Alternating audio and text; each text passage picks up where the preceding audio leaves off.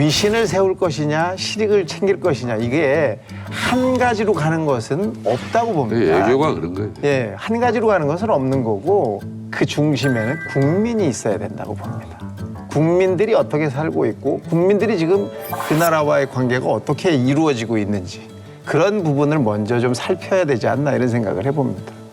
사실 일본의 경우에도 비난해야 되고 또 반성해야 될 부분은 굉장히 많이 있다라고 생각하는데요. 대표적인 것이 우리 정치인이 반일 감정을 정치에 이용하듯이 일본 정치인들 역시도 또 혐한 감정이라고 하는 것을 보수 정치인들이 이용하고 있는 것도 사실이고 이 때문에 개개인의 차원에서는 굉장히 교류도 많고 뭐 공존하고 있지만 정치 차원에서 끊임없이 양국 간에 있어서의 서로에 대한 적대 감정을 심어주고 있다.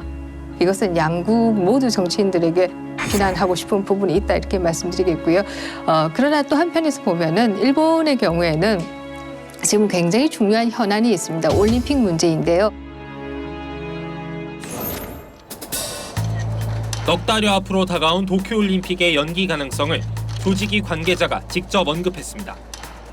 다카하시 집행위원은 올림픽 정상 개최가 어렵다면 1년에서 2년 미루는 것이 가장 현실적이라고 말했습니다. 또 연기 여부를 곧 진지하게 논의해야 한다고 덧붙였습니다. 만약 2년 뒤인 2022년으로 대회가 연기된다면 월드컵과 동하계올림픽이 모두 같은 해 개최되는 초유의 사태가 벌어집니다. 일본에선 올림픽을 우려하는 여론이 커졌습니다. NHK 여론조사에서 일본인 45%는 도쿄올림픽이 예정대로 개최될 수 없다고 응답했습니다. 예정대로 열릴 거라는 응답자는 40%였습니다.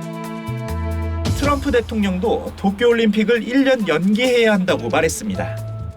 You know, I like that better than I like having empty stadiums all over the place. I think if you cancel it, make it a year later, that's a better alternative than doing it with no crowd. 하지만 일본은 트럼프 대통령의 언급에 대해 부정적인 반응을 내비쳤습니다.